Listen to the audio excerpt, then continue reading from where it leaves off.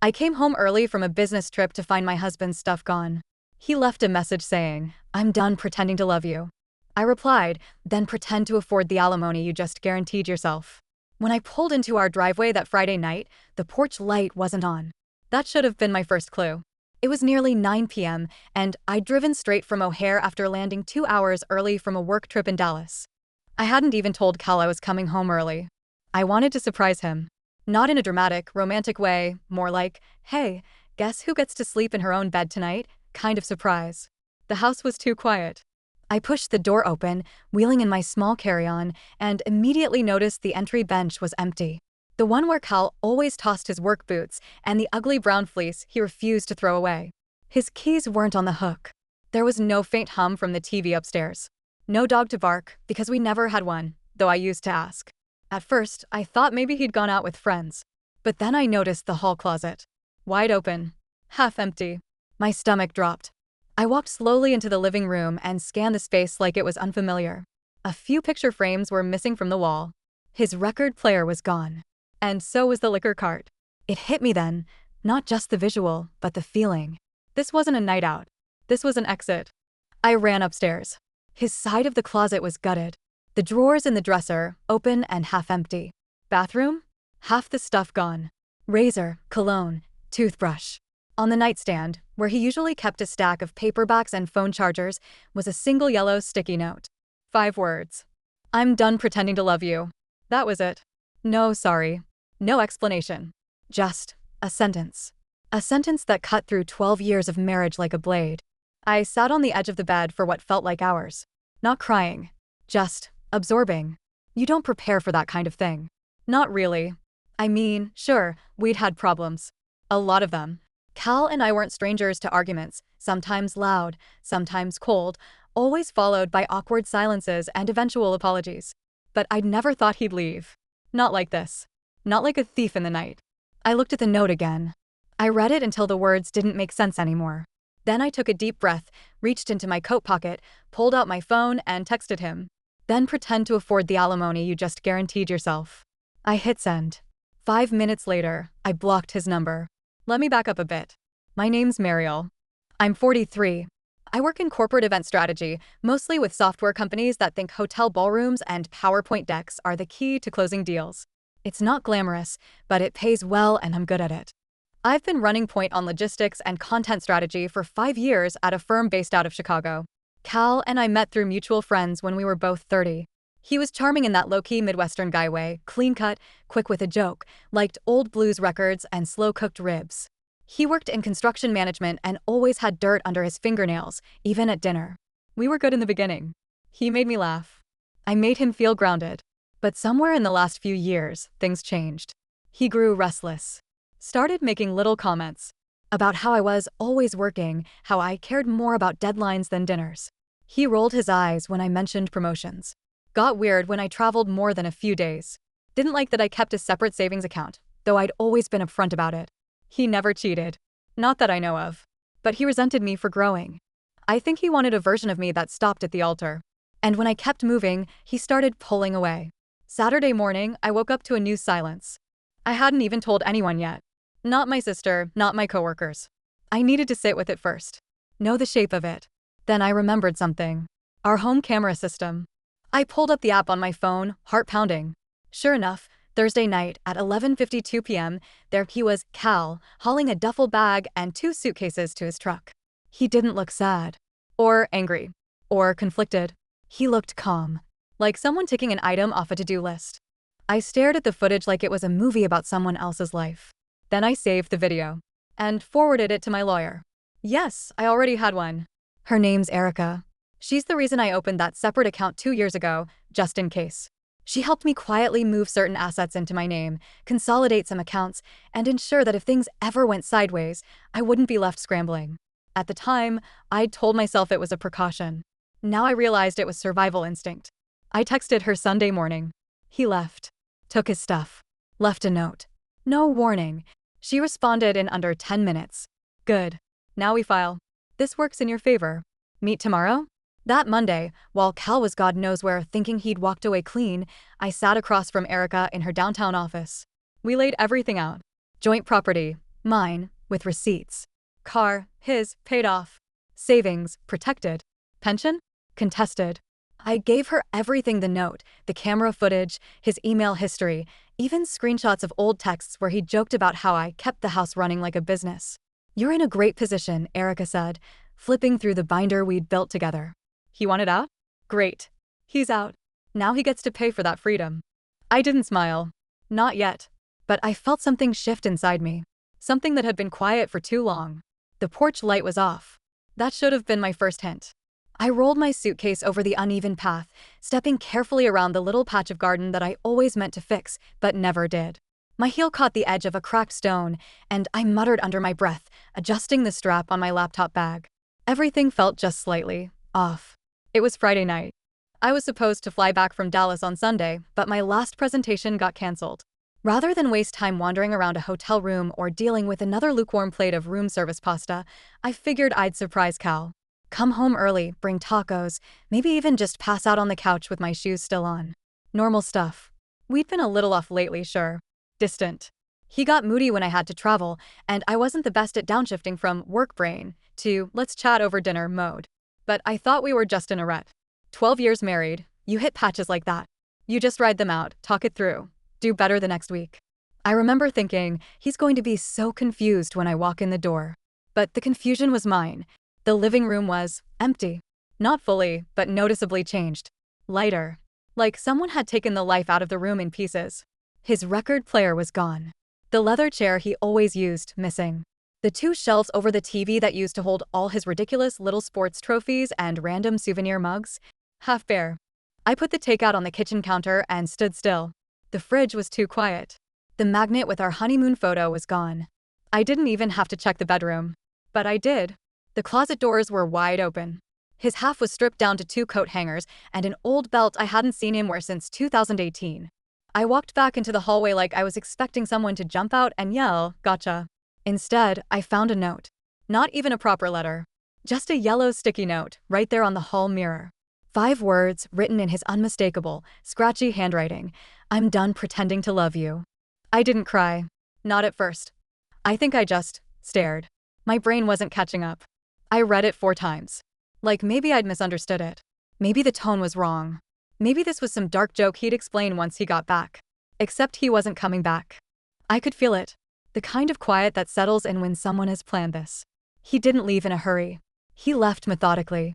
Carefully. With intention. And all I could think was, he didn't even have the decency to say it to my face. I pulled out my phone and texted him, more out of instinct than anything. "Then pretend to afford the alimony you just guaranteed yourself." I watched the message go from sent to delivered. I waited, then I blocked his number. I sat on the couch in the dark for an hour, maybe 2. Couldn't tell you what I was thinking. I wasn't crying. I wasn't screaming. I wasn't moving. The silence felt heavy. Final. I picked up the remote, just to give my hands something to do. Turn the TV onto static. I hadn't realized the cable box was unplugged. Of course it was. He took it. Not just the cable box. Everything he could carry. His favorite pans. His tools. The stereo he claimed he didn't care about but still wiped down once a week. The box of loose photos he kept under the bed that he once told me he didn't even look at anymore. He took it all. He left me a mattress and a goddamn sticky note. Let me pause here to give you some context. I'm Mariel, 43 years old, living just outside of Chicago in Oak Park. I work in corporate event strategy, mostly for mid-sized tech companies that think quarterly summits and branded hotel pens are the secret to revenue growth. It's not glamorous, but I've built a name for myself. I know how to run a room, read a client, manage a crisis. I keep the trains running. Cal and I met when I was 31. I was managing an event in Milwaukee, and he was there on a construction panel. Big hands, easy smile, the kind of guy who still used a landline and had opinions about barbecue sauces. He said I made him feel settled. I said he made me laugh. For a long time, that was enough. We didn't want kids.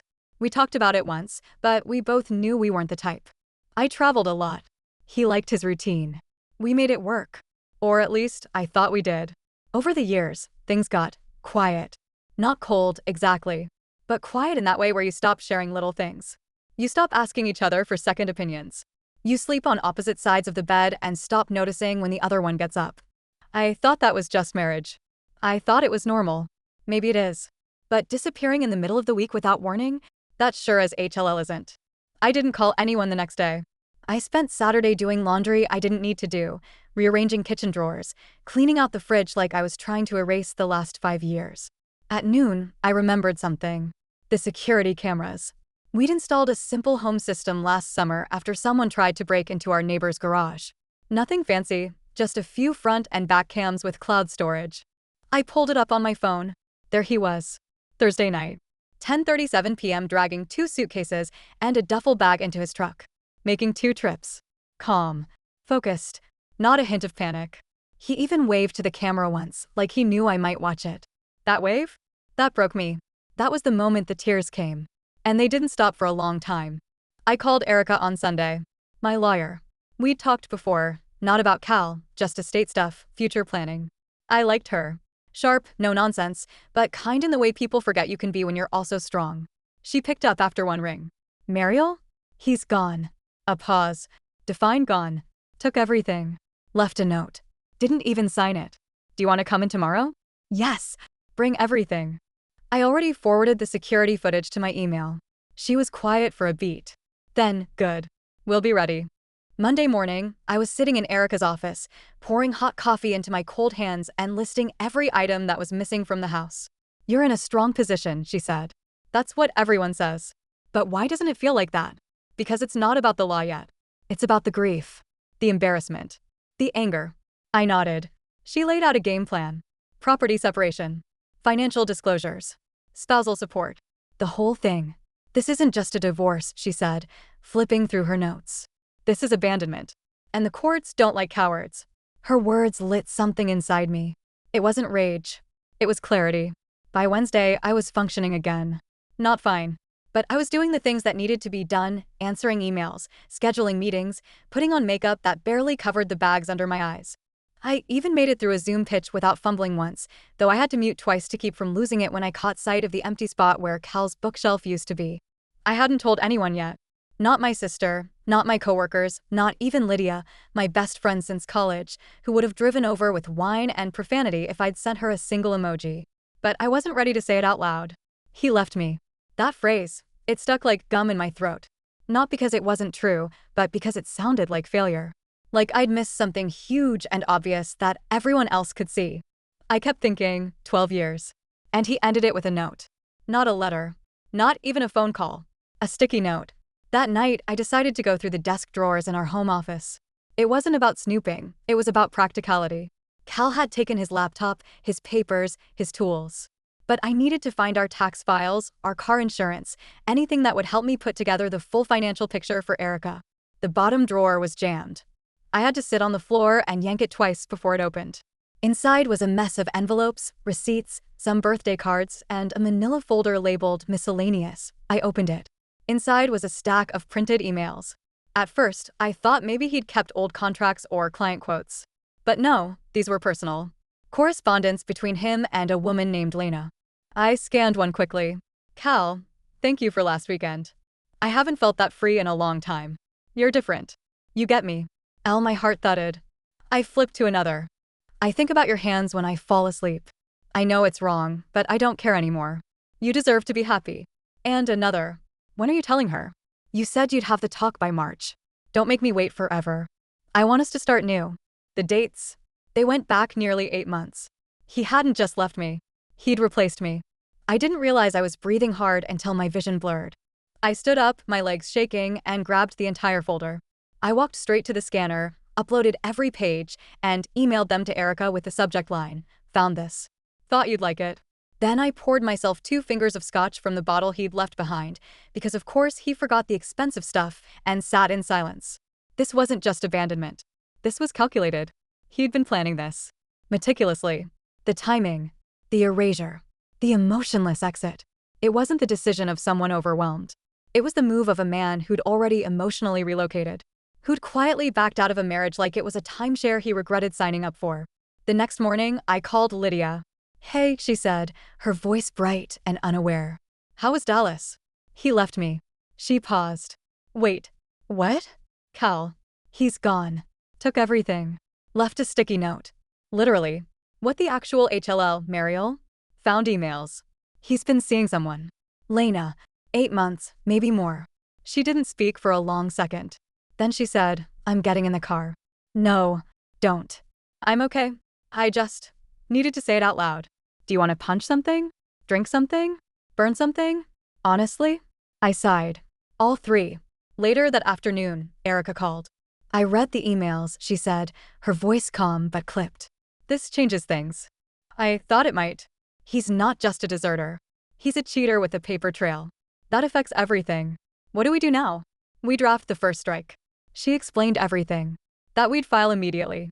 That we'd request spousal support based on lifestyle maintenance. That we'd include infidelity in our claim. That we'd subpoena phone records and financials. Do you think he'll fight it? I asked. He's arrogant enough to think he won't have to. 2 days later, I finally called my sister, Lena. She was quiet for the first part of the conversation, listening as I laid it out in chunks. Home early, house half empty, the note, the emails. At the end, she sighed into the phone. You've always been the strong one, she said softly. Even when things were hard. You carried so much. I didn't think I was carrying anything. You were. You just got used to the weight. Saturday came, and with it, a text from an unknown number. Mariel. It's Cal. I need to pick up a few more things. Let me know when's a good time. I stared at the message for a full minute before typing. Drop your list here. I'll leave it on the porch. No need to show up. He replied, we should talk. It doesn't have to be this way. I didn't reply. Because actually, it did. By the following Tuesday, I'd left a cardboard box on the porch. Nothing sentimental. Just what he asked for, his old tool set, the drill I bought him for his birthday last year, still unopened, 2 flannels, and the photo album his grandmother made for him when he turned 25. I almost didn't include the album, but I'm not cruel. I added a sticky note to the top that said, per your request. Please stay off my property. And I watched him come pick it up through the ring cam feed. He didn't knock. Didn't look toward the camera. Just picked up the box, stood there for a few seconds like he might say something to the wind, then left. 2 hours later, I got an email. Subject line, you've made this harder than it had to be. I stared at it for a while, debating if I should even open it. But curiosity won out. The body of the email read, I was hoping this could be civil. But you've involved lawyers, made this into a spectacle. You had to know I wasn't happy. You were never around. Always traveling, always busy. Don't act like this came out of nowhere. I've started something new. You need to move on too. Let's handle this like adults. No apology. No ownership. Just a lecture from a man who ran like a child and thought ghosting me made him mature. I didn't reply. I forwarded it to Erica. She called 15 minutes later. Got the email. It's gold. Really? Oh, yeah. It's an admission. We'll include it in the response packet. Do you think he'll try to fight the alimony? Absolutely. But he has no grounds. Not with the paper trail he left behind. I leaned back in my chair, staring at the ceiling. It's like he thought I'd just fold. Men like him always do, Erica said. They bet on your silence. They don't know what to do when you don't go quietly. That weekend, I ran into one of Cal's old friends at Trader Joe's. Nick. We'd gone to a few parties together back in the day, even hosted his birthday once. He saw me by the freezer aisle and did that hesitant wave, like he wasn't sure if I'd acknowledge him. Hey, I said, keeping it civil. He gave me a tight smile. Didn't expect to see you here. Why? He shrugged. Just thought maybe. I don't know. You'd left town. Cal said you were taking some time away. I blinked. What? Yeah. Said you were going on some self-reflection trip. Told people you two had split amicably. Said it was mutual. I laughed. Actually laughed. He looked uncomfortable. You okay? He asked. I'm great, I said. Just catching up on groceries. And lies. I went home and added it to the growing list of ways Cal was trying to rewrite history. Telling people it was mutual. That I was off finding myself. Like I was some wanderlust yoga divorcee who thanked him for the breakup over green juice. It infuriated me. But more than that, it clarified something I'd already started to feel in my bones. Cal wasn't just selfish. He was a manipulator. A liar. Someone so terrified of being seen for who he really was that he tried to get ahead of the narrative by painting himself as the brave, heartbroken one who had to let go. I used to second-guess myself. Used to replay arguments and wonder if I'd said too much, expected too much, worked too much. Now I saw it clearly. He didn't leave because I was too much. He left because I finally stopped dimming myself for his comfort. Lydia came over that night with 2 bottles of wine and a container of chicken tikka. She dropped her bag at the door, kicked off her boots, and plopped onto the couch like she owned the place. Okay, she said, cracking open the bottle. Catch me up. What's the latest from the coward camp? I filled her in. The emails, the lies, the Trader Joe's moment. She was quiet for a while, twirling pasta on her fork. Then, you know what gets me? What? You always played fair. You were kind, thoughtful, forgiving. And now that you're finally standing up for yourself, he's acting like you're the villain. I nodded. He wants to control how the story gets told. Well, too bad. Because this version? The truth? It's better. And you should never apologize for making it through a fire you didn't set. On Monday, Erica filed the motion for spousal support and initial divorce proceedings. It felt surreal. Signing those papers. Seeing my name on legal documents that said petitioner. 12 years of love, stress, shared coffee, passive-aggressive texts, road trips, and furniture debates, summarized in 4 pages and a court filing number. I walked out of her office feeling light. Not good, not triumphant, but light. And sometimes that's all you need.